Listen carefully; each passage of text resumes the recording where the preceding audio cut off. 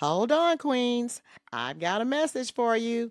This is the legal stuff. You know, the stuff the lawyers say I must tell you. So remember, this broadcast is presented solely for educational and entertainment purposes. I am just your friend. I am not a licensed therapist, and this broadcast is not intended as a substitute for the advice of a physician, professional coach, psychotherapist, or other qualified professional. Got it? Great.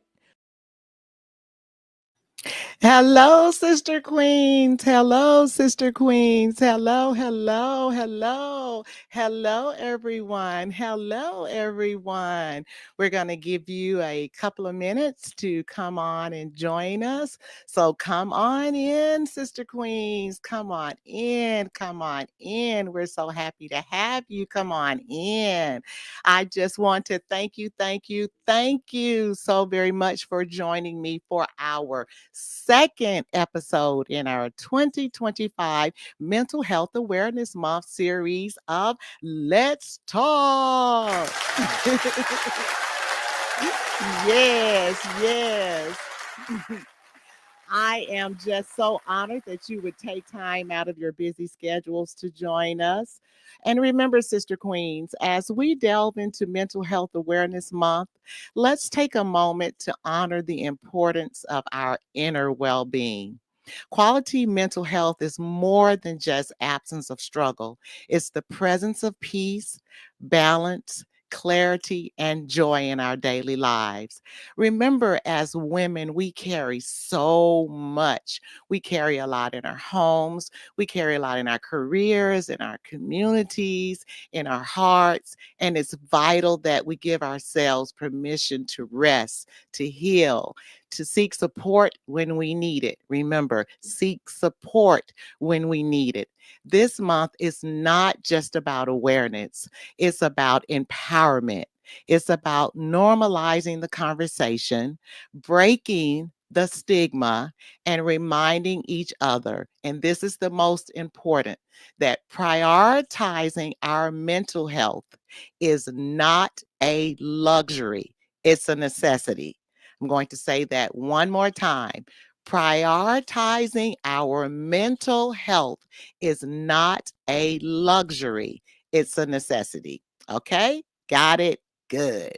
All right, ladies, if I can get you to do me a huge favor right now, please. If I could get you to just share this live on your pages and tag a friend and let them know, because mental health is just so important. And especially, not that it's not important to our kings, but it's just so important to our queens. So if you can tag a queen, please do so. If you could share this with a queen, please do so. We want everyone to just get as much information as possible.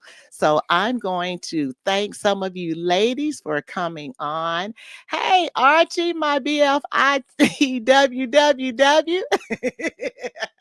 Hey, he's not a sister queen, but he my best friend in the whole wide world. That's what BFITWWW means. So, hey there, my BFITWWW. Hello, Edwina. Hello, Tori. Hello, Keisha. Hello, all of you beautiful sister queens and my king that have joined in with us. We just greatly appreciate it. So please, ladies, one more time, if I could get you to just tag, and share, because we want as many of our queens to join as possible, because again, mental health is so important.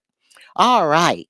First, let's take care of some housekeeping. Okay, ladies, do not forget, we will be giving away 2 prizes tonight. Woohoo! We will be giving away 2 $25 Visa gift cards. But remember, you must be present to win. You must be present to win. However, in order for your name to be entered into the drawing, you must type hashtag Christine. That is hashtag Christine. Christine. Hashtag Christine in the comments for your entry to be calculated. Okay. Secondly, ladies, if you didn't know, the Sister Queens Empowerment Organization is so proud to present the Let's Talk series for Mental Health Awareness Month. Each Thursday in May, we're featuring an exceptional woman who will share her stories, wisdom, and strategies to support our mental well being. That's why it is so important to focus on mental health as queens. Because you know what we do? We uplift others, we carry heavy loads, and still show up strong. So now, you know what we got to do? We've got to pour into ourselves. So let's talk, let's heal, let's grow together. Thirdly, ladies, this is going to be amazing. Join us, Sister Queens, for the second stop on our Support Black Owned Businesses tour. You know where we're headed? We're headed to Carver Jones Market, located in the heart of historic Fairfield, Alabama, in just 2 days. That's on Saturday, May 17th at 11 a.m. We need you all, you, your friends, your family. We need everyone to show up in massive numbers to support this Black owned business. Because when we invest in us, we uplift entire communities. Because visibility matters, ownership matters, legacy matters. Now let's circulate our dollars with purpose and power. Let's show Carver Jones Market what it means when Sister Queens and their friends pull up.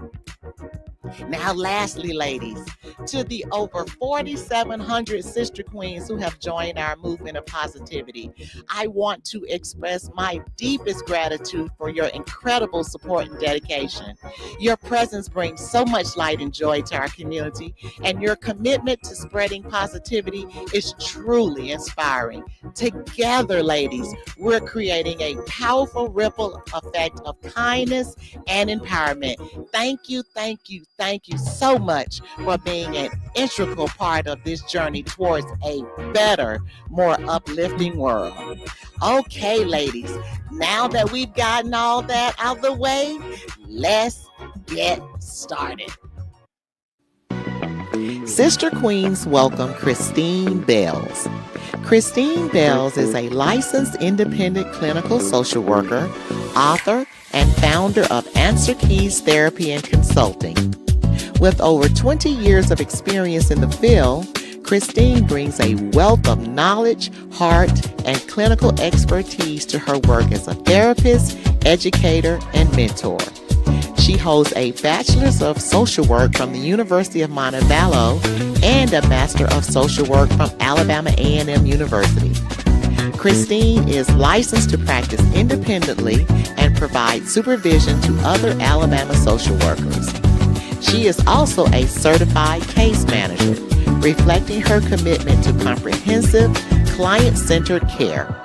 Christine is the author of Affirmations of Life, Love, and Self-Care, a guided journal for all walks of life, and How I ABC Me, an affirmation coloring book for kids. Her publications are extensions of her passion for accessible, affirming mental health tools that support healing across the lifespan. Through Answer Keys Therapy and Consulting, Christine provides evidence-based therapy, clinical supervision, continuing education, and consulting services to individuals and organizations. Her work is rooted in empowerment, cultural awareness, and a belief that every person holds the keys to their own healing. Join us, Sister Queens, in extending a warm welcome to Christine Bells as she joins Let's Talk.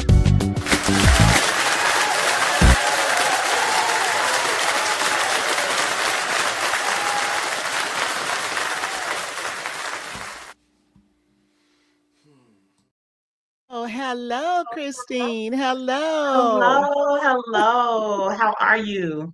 I am so wonderful. How are you? I'm well.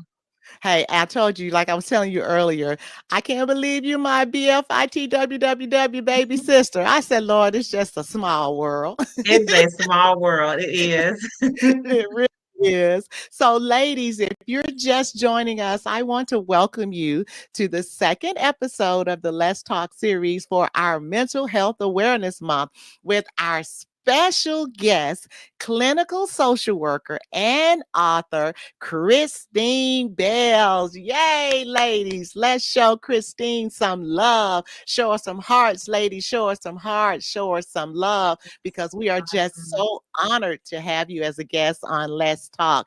Thank you, thank you, thank you again for agreeing to be a part of our Mental Health Awareness Month. Thank you. I am so very Absolutely. grateful. Absolutely, absolutely. I'm so excited to be here to share a wellness awareness. Mental wellness is something that we all need to be aware of. Mental health diagnoses, mental health treatment, to really break the stigma in our community, so we can get the treatment and the help we need.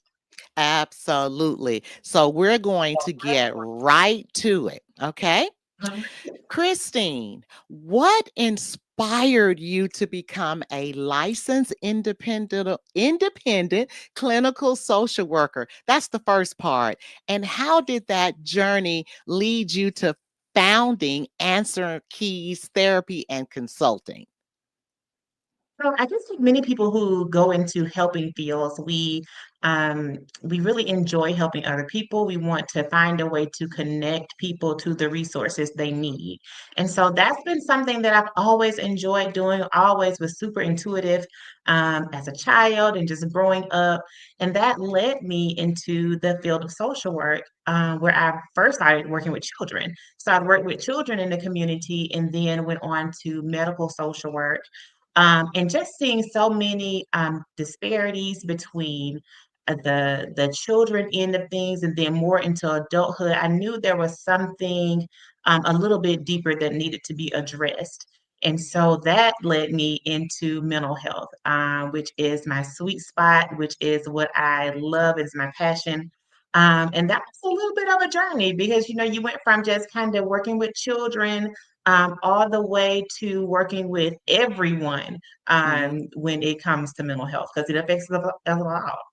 It does. It does. It's like you Mhm, said, it's not just children because the parents, the parents have got to be mhm. healthy to even help the children be healthy. So you're right. It involves the entire family, the entire village, even outside of that. So you're absolutely correct. You're absolutely And correct. that was a common thread. Hmm. So when you say That mental common health, thread, what was the common thread? the mental health piece, regardless of you were working in child welfare or working in hospice care, home health, or any sector of social work, that mental health piece was always there. It affected every part of life, every aspect of life. It was always something that needed to be addressed, regardless of where I was in the social work field. Now, did that lead you to founding Answer Keys Therapy and Consulting? It did. So I knew that since that mental health piece was so prevalent and present in every area I worked in, I wanted to hone in there. And so I wanted to address the mental health piece in a way that I could focus only on that. And so when you are in these other parts of social work and in just other social work type jobs, you have to really, your main thing has to be what your main thing is, whether that is the child welfare piece or the actual medical piece. And so that's your role. You need to stay in that role. But to see the mental health piece needing to be addressed, was something that led me to Answer Keys, because I wanted to make sure that I could focus on what I really wanted to focus on, which was that mental health piece. Great. Now, and we all know you're an author as well.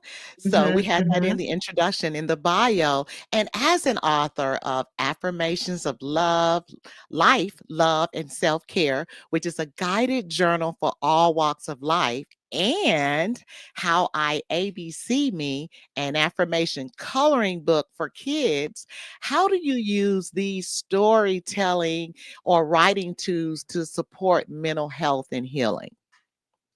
So journaling, both journaling and affirmations are evidence-based practices that have been known to assist with depression, anxiety, and many other mental health diagnoses. And so that's something that I used in my personal life, and I saw how well it was helping me. And I said, well, maybe I should be introducing this or using this, for other people. And so the affirmations are good for just reassuring yourself and bringing clarity to who you are.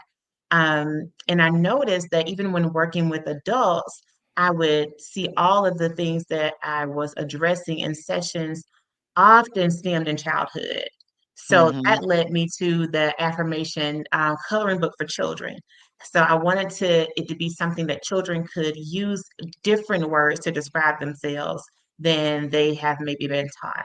And I wanted it to be interactive and something tangible and interesting to them.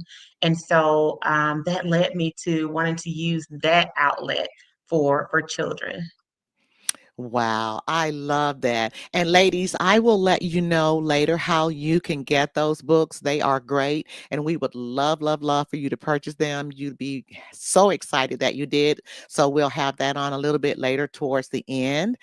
The next question: what common health challenges are you seeing most often among your clients today? And how have these trends shifted over the years? Or over the Mhm. last few years. I think especially, I'll say towards the end of, or right during the height of the pandemic, the COVID-19 pandemic, I saw an increase in anxiety. Oh. People who had never experienced anxiety before were now having symptoms, or people who had well controlled anxiety. It was now to a place where they couldn't control it just with their regular coping tools. And then some people even trying to figure out if this is anxiety or if this is something else, if this is something a little more in depth than anxiety. So I saw a lot of that during the height of COVID.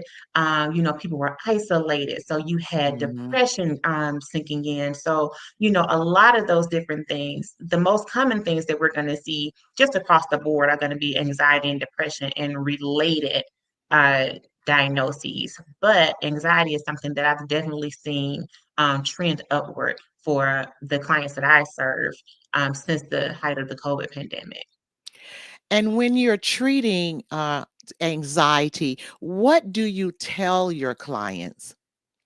Well, the first thing I do is see when they've seen their doctor last, their physical Mhm. health doctor. Mhm. That's one of the things that we've always been taught. We want to make sure that there is not an organic cause for your anxious feelings. So we want to make Explain sure that you're organic. I'm sorry for those of us okay. that may not know. What is Okay. organic?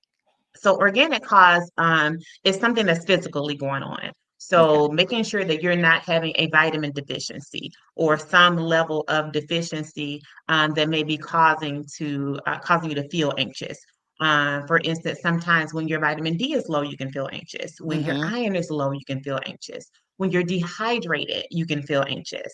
And so one of the things I always do, typically that's their first homework assignment. If you have not seen your doctor in the last year, I need you to see a doctor. I need you to get a checkup, get some labs done, so we will know exactly where we're going or where we're coming from with this.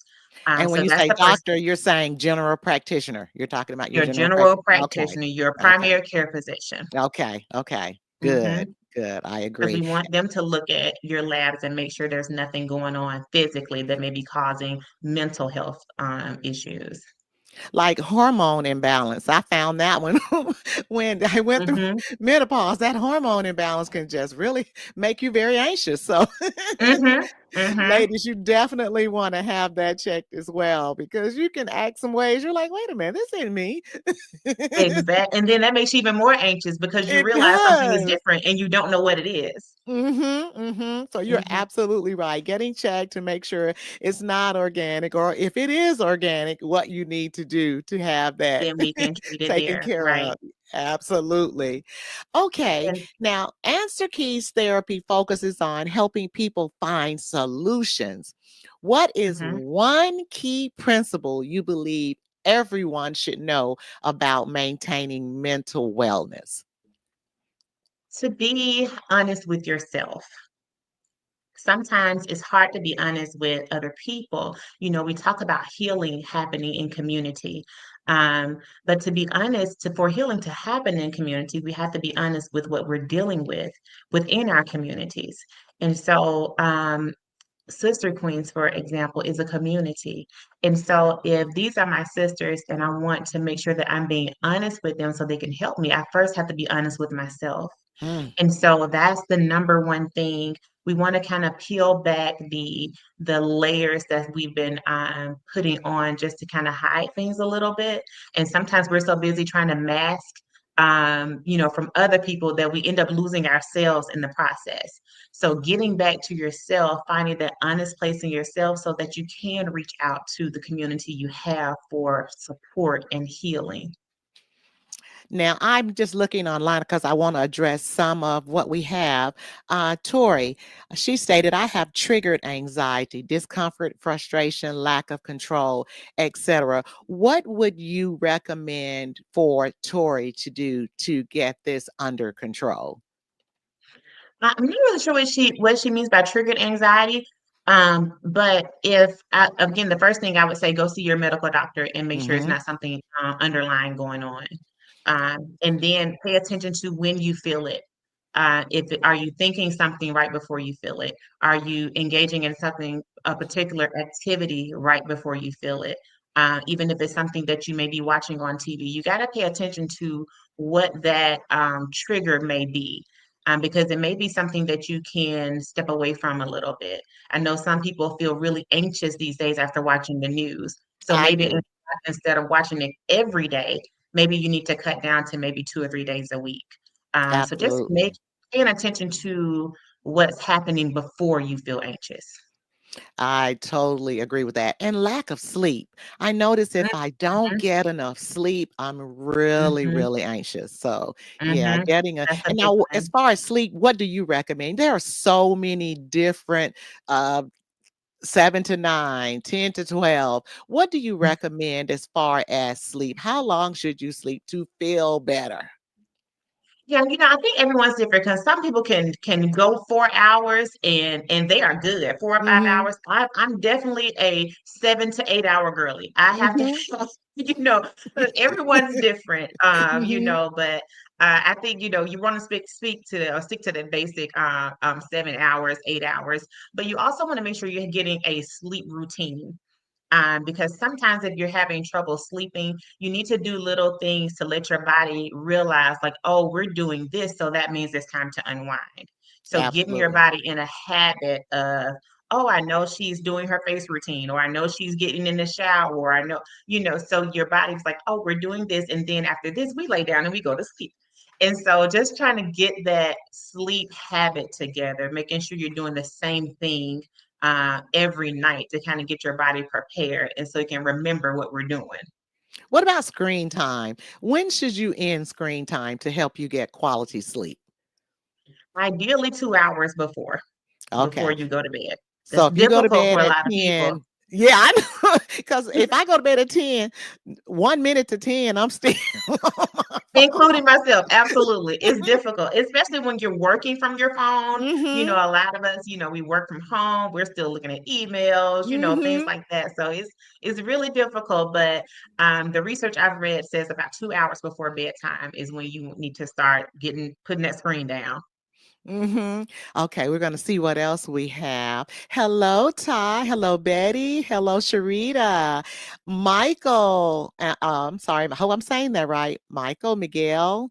Well, I'm gonna put that up. And if I mispronounce your name, please forgive me. Charge it to my head, not my heart. She said Christine is amazing. I totally agree with her. Thank you, Michelle. Thank you. Michelle. Okay, Michelle. And hello, Betty. Hello, Sharita. Hello, Pam. Hello, Denise. Hello, Gloria. Hello, V2. I just wanted to take a moment and speak to you, beautiful sister queens. Hello, Tanaya. She also has someone that works with Yellowbird Counseling LLC. So that's another good one as well. So, hello, ladies. You know what, though, ladies? You know what we're about to do? It is time for a giveaway. It's time for a giveaway. We need you to type hashtag Christine. That's hashtag CHRISTINE for your name to be entered into the drawing for our $25 gift card. So go ahead, ladies, if you haven't already, and get those hashtag Christines in there. I'm going to look and see who else we have so I can make sure I speak to everyone. Hello, Ray J. Oh, that's my cousin Tina. Hi, Tina Ray. Hello, Riri. Hello, all of you beautiful sister queens and some of our kings that are out there as well, especially my BFITWWW. And his beautiful wife, my BFF, Myra. So, who do we have? Who do we have? Has everyone gotten in that? Hey, Myra, I see you. That's hashtag Christine, hashtag CHRISTINE. Okay, ladies, we're going to go ahead and get those tallied up so we can see who the winner is.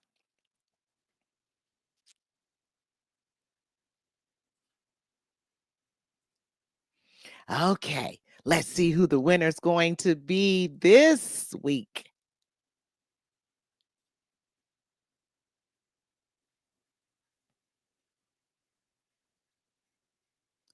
The winner is Crystal Millender. Crystal Millender, you are the winner of our first $25 gift card. Yay! So, what I need you to do, Christine, is send me your contact information and we will make sure we get that $25 gift card sent to you. Allow for 7 to 9 business days. We know we're dealing with snail mail, so hopefully you'll get it then. But if not, please contact us and let us know. Again, get me your contact information so that I can get that $25 gift card sent off to you. Okay, Christine, we're going to get to the next question. In your experience, what misconceptions do people still have about therapy? What do they still have about therapy? And how can we continue to break the stigma, especially with people of color? hmm So I think the main thing that I hear is that therapy, people think that therapy is for a broken person, or they think that therapy is for someone who has had to have some level of inpatient mental health stay, or someone, who doesn't just look like your average person, your coworker or your church member, you know. And so I think that we have to understand that mental health therapy is for everyone. Hmm. You don't only go to your doctor when you're sick. You go to your doctor just for an annual checkup to make sure you're still okay. Absolutely. And so, we have to apply that concept to our mental health too. We don't have to wait until we're at the end of our rope. We don't have to wait until we can't take anymore. We don't have to wait until someone has pointed out to us that, hey, we're not acting like ourselves. We can make that just like a checkup. Let me just check in. Let me talk some things out. Let me just make sure I'm still in a good place. So I think that's one of the biggest things that people really think you have to be really broken to see a therapist, and it's just not so. And I think that one of the things we have to do to eliminate that is to make it more of a common conversation like we're doing tonight.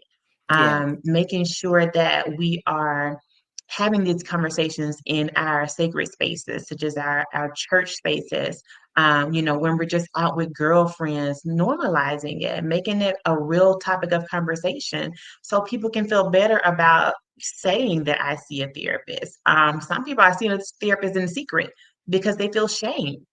And it's Hmm. nothing to be ashamed about. We're Totally. all have to play our role. We all have to have a part, a piece of the puzzle. And your therapist is a piece of that puzzle for your life.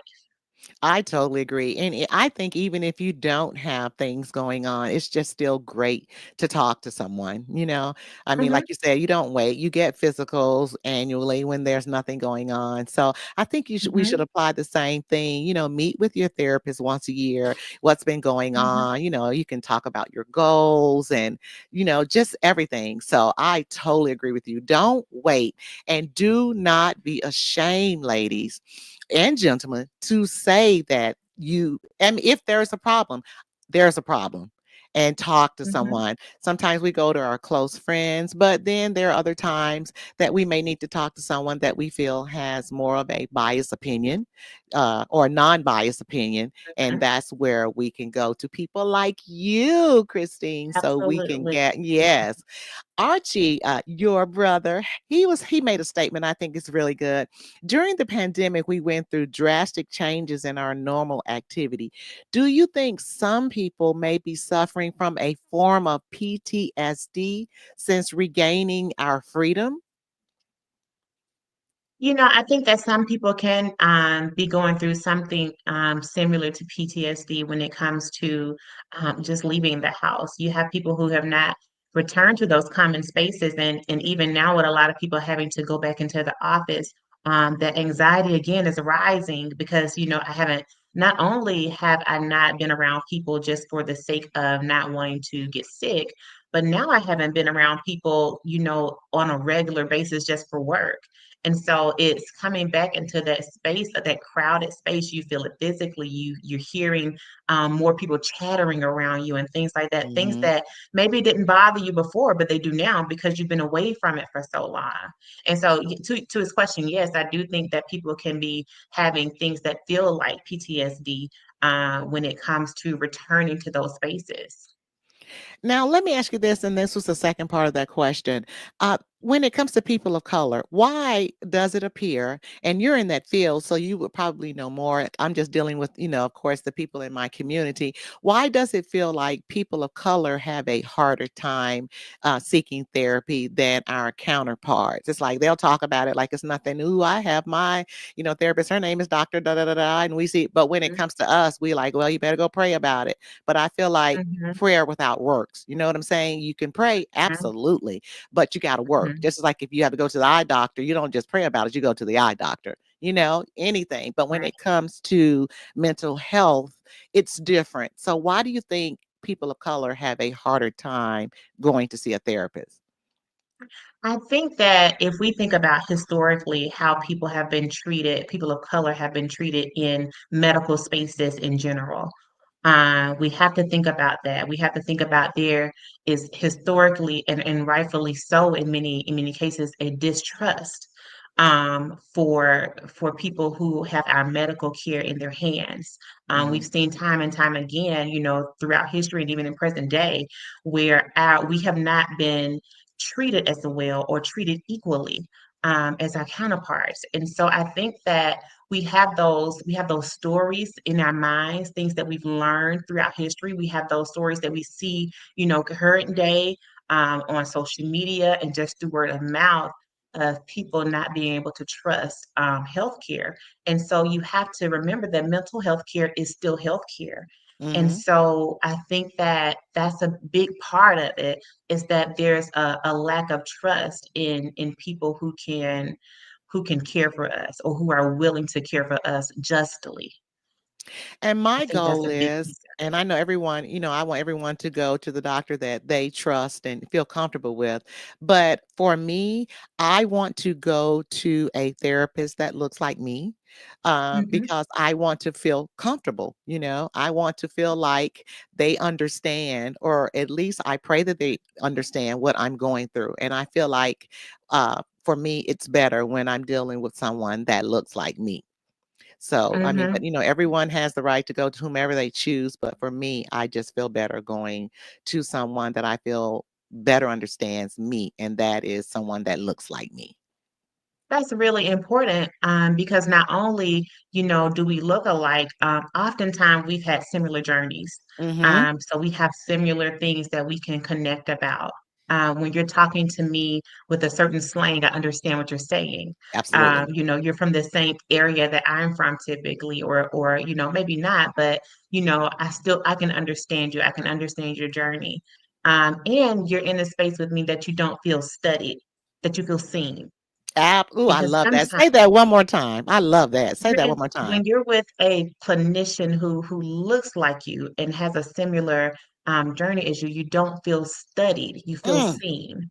absolutely. And I love that. that's important. That's Mhm. important because I don't have to go in and now teach you everything that I'm trying to convey. There's a common thread again that you kind of understand where I'm coming from. I love that. Myra had a question. Do you recommend therapy to people who have suffered a loss of a loved one? Absolutely. Grief looks so different for everyone. And it feels so different for everyone. So I think that it's really important. Again, that's kind of one of those check-in things when you notice yourself, your day to day being a little bit different than it was. And this is something that I see often on social media, and just I hear people say often, it feels like it just happened. And it could be something that may have happened 5 or 10 years ago. And although we know, and we're not trying to put a time on anyone's grief, let me make that clear. We're not trying to put a time limit on anyone's grief because there are things that we will never get over. We just learn how to journey with them. But at the same time, 10 years should not feel like the same day. And Mm, so when we start feeling those feelings, I think it's important that we check in with someone because at some point we've gotten stuck, and we haven't processed through those stages of grief. absolutely. Absolutely. Now, I agree with you that I lost someone that was so important, one of the best people in my entire life. And it was over 10 years ago. And some days, not every day, but some days it Mm-hmm, feels like it just happened, and mm-hmm, I'll hop on the mm-hmm, phone and call her girls, but mm-hmm, then not wanting to have hmm. them all upset. Right, But I get right. that it's someday, and I know you can't be stuck in it, but there are just some days though that it feels like it just happened. So, Absolutely, mhm, absolutely. Yeah, mhm. some days are gonna feel like that. It's just when it starts affecting your everyday, you may need to check in with someone. Absolutely. Now, Denise Devon, she just lost her dad, and she said it's hard for her to feel anything. So I guess she's just kind of still in that numb stage. Are there different Mhm. stages of grief? Yeah, there are different stages of grief, and I'm sorry for your loss, Denise. There are different stages of grief, and even the stages I learned, way back when I was in school, they've added to those stages now. And so, but that numbness is something that you can feel in any stage of that grief. From the shock of it just happening to, from the denial piece all the way through the final acceptance piece of it. And then we have to understand too, that we don't just travel through those stages like a process and okay, I'm done with that stage. Now I'm on to Mhm. this one. No, you can go back and forth and it is not just, oh, I'm traveling through these stages and I get to the end and I accept it and I'm great. It doesn't work like that. And so that numbness, that I feel nothing piece, that can happen at any stage of grief. Wow. And Denise, once again, we are so sorry for the loss of your father. You are definitely in our thoughts and prayers. And again, having someone just like Christine, you may want to give them a call and, talk to Christine and she can help you as well. So, give her a buzz, hit her up, let her know, what you're going through and how she could possibly be of help to you. Now, Ray J had a question. Do you recommend group or individual therapy for parents and their child or children? You mean group as in the parent and the child together? Yeah, So now, you can do either. You okay. can really do either. I have parents who I'm only seeing the parent. And then I have some people I refer to if they want to see the parent and the child together. I think that is very important. It's so important when both the parent and the child are seeing someone. I know I have a couple of therapists who will not, I have a couple of therapist colleagues who will not see the child if the parent is not in therapy with someone. It doesn't have to be with them, but with someone. Because those two, that relationship dynamic is too close for one person to be kind of working on something and the other one isn't. So I think that you can definitely do them separately, but I think at some point you may need to come together if there's an issue between the parent and the child. I love that. Now, Edwina has a question. Is there a permanent vitamin deficiency or chronic illness? What do you suggest? No, if there's a permanent vitamin deficiency and chronic illness, what do you suggest to curb anxiety? If there's a, say that one more time for me, I'm so If sorry. there is a permanent vitamin deficiency, just say if they lack vitamin D or they Mhm. have a chronic illness, cancer, diabetes, high blood pressure, do you suggest let me see, what do you suggest to curb anxiety? That definitely is a question for a physician, for your physician or a psychiatrist. I am not a medical professional in that way, so I Mhm. don't I would need to know medical history and things like that. Right. So that's definitely a question that is worth bringing up in your checkup, in your primary care checkup, or even to a psychiatrist. That's once again, ladies, when she talked about earlier, making sure that you check with your general practitioner and let them know what's going on so they could help you as well. Because, like Edwina was saying, it could be a vitamin deficiency or chronic Hmm. illness that is causing that anxiety, which I think you spoke about a little bit earlier. So, definitely see your healthcare physician to make sure you do not have any underlying conditions. Okay, I'm going to go to the next question. What advice would you give someone who is hesitant to seek therapy but knows they are struggling with their mental health? I love that one. I was waiting on that one. They know they're struggling but do not want to seek therapy. What do you recommend? So I would say ask yourself this. If things never change, if things remain the same, just like they are right now, can I continue to live like this for the rest of my life? And if Mm, that answer is no, then it's time to pick up the phone and see someone. It's just time because if you've already figured out that this is not something that I'm already struggling, this is not something that I can continue to live with, then it's a hard decision. It takes a courage, it takes that, but it's a hard decision that has to be made. But if the answer is I can't keep living like this, then it's time to reach out. I love that. We have some queens and kings that do not have the health care benefits to see someone when they're struggling, when they're going through things. Are there avenues for people that do not have health insurance that they can use to get mental health care as well? So there are a lot of therapists right now who are not even taking insurance. So they are taking like a cash payment. And a lot of therapists, including myself, have a sliding scale fee. So if your income is below a certain amount, then we discount that service for you because we always want to be accessible, to whoever needs it. And I love also that. check with your employer. If you are employed, check with your employer and see, even though you may not have the insurance, you may have their EAP, their employee assistance program, who will give you a certain amount of visits to see a therapist. Okay. Now, Tanaya had a question, and I think that's a very good question, Tanaya. How do you even talk with someone who has a mental illness? If they have a mental illness, it's really kind of hard to reach them. What do you do? How do you talk to them? Think that you have to make sure that you have a rapport with this person, a good rapport with this person first. So if that's not the case, then I would say start by building a good rapport. Start by making sure that they know that you are on their side and that you're not judging them, but you are true and genuine in wanting to help them. So making sure that you're building a relationship of trust between you and that person. And it also depends on the severity of the mental illness, how well that may be received.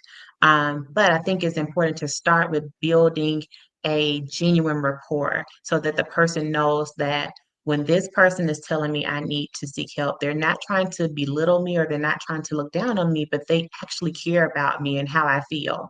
And if someone trusts you, then they're typically more apt to do, what you're suggesting. Can you help someone that does not want to be helped? Self-determination. That's something that that they teach us, in school. They have to have self-determination. And then, when you get to a point where you want something for someone more than they want it for themselves, then you're putting your own mental health and peace at risk. I love that. Yes, that's absolutely true. It's really, really hard to help someone that does not want your help or does not, or they do not think they need help. So you're right. That that's a hard one right there. I have a question, another question from Edwina. What is the difference between a psychiatrist and a mental therapist? Okay. So all psychiatrists are doctors. Some mental health therapists are doctors, some are not. Okay. I am not a doctor, but psychiatrists will handle typically medication management. So me as a therapist, I may say, okay, this is your diagnosis because we can diagnose. This is your diagnosis. I'm going to refer you to a psychiatrist so that they can evaluate you and see what medicinal treatment may be the best option for you. So a psychiatrist, you're Yes. thinking more of a doctor role. I love how you broke that down because a lot of people do not know that. So it's more of the psychiatrist, they can prescribe the medication that you may need to help your symptoms, even though you can still tell them what their symptoms are. You just cannot prescribe medication. Hmm. Okay. I love that. I hope that answers your question for you, Edwina. This question right here. Can you share a success story, of course, while maintaining confidentiality, that reminds Hmm. you why this work is so vital and so Hmm. fulfilling? Hmm. I can. I had this client who was very successful as far as their career, but very financially successful, but hated it. It was really destroying their mental health, the level of stress. And so one of the things that we were working on is how to trust themselves with making decisions and not allowing other people to always talk them out of the decisions they want to make. And so learning how to really trust themselves again after making some decisions that didn't turn out, the way they thought they would. But that's how we learn. Mistakes are how Mhm. we learn. That's a part of life. And Absolutely. so we're working on kind of healing from those things and learning to trust ourselves again. And so just recently, I met with this person, and they everything that they put out to do, switching from that career and all the goals that they had, switching to another career, were working. They were doing everything they wanted to do, smiling more, less depression, less anxiety, and trusting themselves to make that decision. And so, just them coming out of that high paying but high stress environment to really taking out on their own, doing what they wanted to do, but also in that process, really learning how to trust their own voice again. That Hmm. was the success for me, learning how to trust your own voice. And in that, created a whole other stream of income and career for themselves. But that started with their mindset. That started with trusting themselves and having faith in themselves and knowing that, yes, I can make my own decisions and I don't always have to defer to someone else. I love that. Learning to trust your voice again. I love that. Mhm, I love that. mhm, Remember that, ladies. Learn to trust your voice again. And if you're anywhere, I think, where it's causing you, whether it's your job or wherever you are, that's causing you so much stress, I just think you need to reevaluate it because I just don't think we should have to live in I mean, there's just certain things we just can't we have no control over. So, right. but then if there is something that you can control, I think we definitely need to let it go and not have yourself in these stressful situations that is causing you all kinds of mental havoc. So, thank you so much for that. I love that point, Christine. Mhm. All right. We had a question from Gloria Stokes. How important is it that the provider takes a multimedia approach to mental health as opposed to medication only? That's so important, because the medication does what the medication does. Okay, so the medication is going to, regulate hormones or whatever we're taking the medication for. However, we still need to build habits. We still need to relearn things, and so they work together. They definitely work together. We can't just do the medication and not learn a new way of living. And so I think that is important that for the therapist piece is that we work together, with the psychiatrist or with the psychologist or the prescriber for the person's medication, because sometimes we got to get them stable. Because one thing is you can't learn new habits if you're not even stable. And Right. so I think, Absolutely. right. So we got to get you stable first so that you can be relaxed enough and calm enough to actually learn these new steps. And so they work hand in hand. I don't think one is more important than the other, but sometimes they are more important in the other in different times. So we have to know when it's time to focus on the medicine, if that's for a safety issue or whatever that is for, because safety is always first. But we also want to make sure that we're going to learn new habits and learn new ways of living so that we can not fall back into those places as deeply as before. So they, Now, they work hand in hand. It's very important.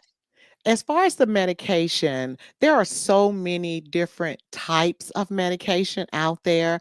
And some people do not want to take medications because they said it changes their personality or they don't feel themselves. Or what do you recommend when, and I know you're not a psychiatrist, but are there any recommendations as far as if you're in a situation where you feel like this, you need to go back to your doctor because that may not be the medication for you? And do they start you off with a very low dosage and take you up if it's not working? How does that even work? So that's why you always stay in constant contact with your psychiatrist. So typically, if a psychiatrist puts you on some medication, you're gonna go check back in with them every month. Every So month. it's not just we're just giving you medication and go on your way now. No, you're gonna check in with them at least once a month. For a while, so they can make sure it's working correctly. Hmm. Because they're gonna look at as the doctor, they're gonna look out for different side effects. They're gonna look out to see how it's affecting your appetite, how it's affecting your sleep. How it's affecting your mood.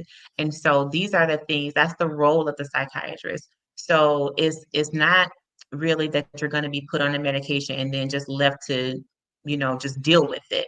Hmm. You always have the right to say, "Hey, I don't feel right on this medication.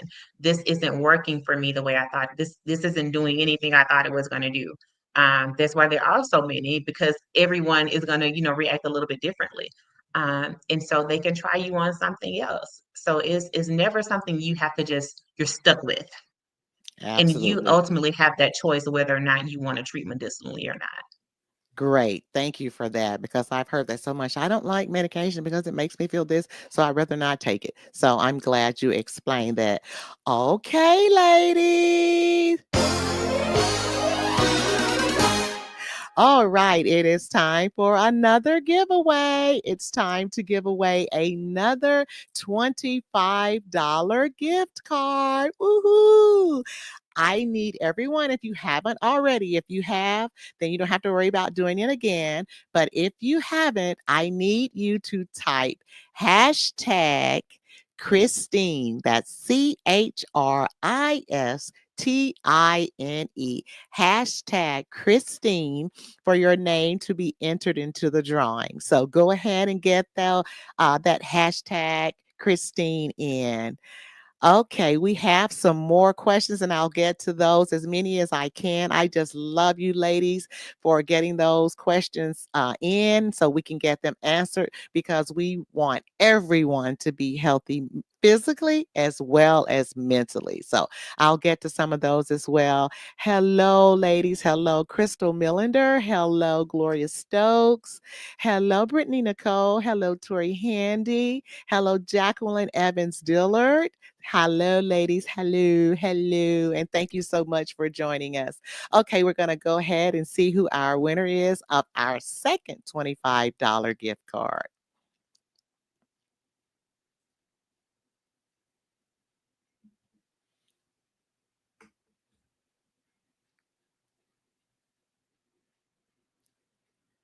The winner is Ty Keenan. Yay, Ty! You are the winner of our $25 gift card. So just make sure I get your contact information and we will get that in the mail to you. Again, allow 7 to 9 business days for your gift card to arrive. And congratulations once again. Yay, Ty. Congratulations, Ty. Okay, Christine, my last question for you, and you have been absolutely amazing. Thank you so Thank very you. much. So, this last question for you, if you could leave our listeners with one empowering message about mental health for this month, what would it be? It would be that to remember that healing and addressing mental health issues, it's not a linear process, meaning that it's not a checkoff sheet. That I'm healed from this thing and now I'm done. That's not how healing works. And so saying that to say not to get disappointed when you have little triggers that make you still feel that way again, or something happens and it takes you back to that place. Being able to understand that this is a process, this is a lifelong process. We're going to be healing from things, as long as we're alive, we're going to be healing from things. We're going to be addressing things. We're going to be, combating emotions, things like that. As long as we're alive, we're human. And so Hmm. not to think that, just because, I didn't do what my therapist taught me this week, doesn't mean that it's still not working. You're still not Absolutely. healing. You are healing. It's just not going to look like a check off sheet. Thank you so much for that. Okay, ladies, I see I'm able to answer maybe one or two questions because we're getting close to our end time. So let's see. Tori, how can you convince a person in denial of anxiety that psychiatry is needed? I think you kind of touched on that. They've got to want it. So if they're not wanting to, is there really much you can even do, Christine? Yeah, I think you hit the nail on the head. They have to want it for themselves, and you also have to make sure that that's the person who you have a good rapport with, who trusts you, who is not necessarily a friendship, but at least someone who you trust and who trusts you enough for them to know that you're not coming to them from a bad place, that you're coming to them from a caring place. And Myra had a question. Do you recommend CBD? I think that is another question for a medical professional in that way. I don't want to recommend any specific substances or medications. That's a little bit out of my scope of practice. Okay, ladies. Well, we hope we have answered most, if not all, of your questions. And I just want to thank Christine again for being a guest on You. Let's Talk for our Mental Health Awareness Month series. Yay! Thank you. Thank Ladies, you send so her much. some hearts, send her some love, send her some hearts, send her some love. Christine, your You. insight, authenticity, and empowering message truly resonated with our Sister Queen community. We are grateful for the light you shared and the reminder that prioritizing our mental health is both powerful and necessary. Also, congratulations to the winners of our fantastic prizes. Woo woo! We truly hope you enjoyed them. And again, ladies, we're going to let you know how you can follow Christine Bells. So we're going to pop that information up for you, and it's on the screen. You can connect with her on social media. On Instagram, she's at the Curvy Clinician. On Thread, she's at the Curvy Clinician. On Facebook, she's the Curvy Clinician. And ladies, we're going to show you her books and how you can purchase those. If you're interested in her affirmations of life, love, and self care, a guided journal for all walks of life, you can purchase that at bit.ly/affirmation guided journal. If you're interested in her How I ABC Me, you can purchase that at bit.ly/affirmation coloring. Again, you can also contact Christine Bells at answerkeyscounseling.com/contact. So thank you again, ladies. A heartfelt thank you to the incredible Sister Queens who tuned in for episode 2 of Let's Talk, our 2025 Mental Health Awareness Month with the amazing Christine Bells. Your presence, energy, and willingness to show up for these important conversations, lady, mean everything. Together, you know what we're going to do? We're going to break stigmas, we're going to build strength, and we're going to make space for healing. Don't forget next Thursday at 7 p.m. to join us for another phenomenal Queen Tiffany story. Let's keep the momentum going, Queens. Sending you so much love, so many hearts. Thank you so much. Have a good night, and I love you. And do not forget Saturday, ladies, at 11 a.m. at Carver Jones Market. We're looking for you to show up. We need to show up. They need our business. So please be there with bells on, and let's get ready to shop, shop, shop. Have a good night, ladies.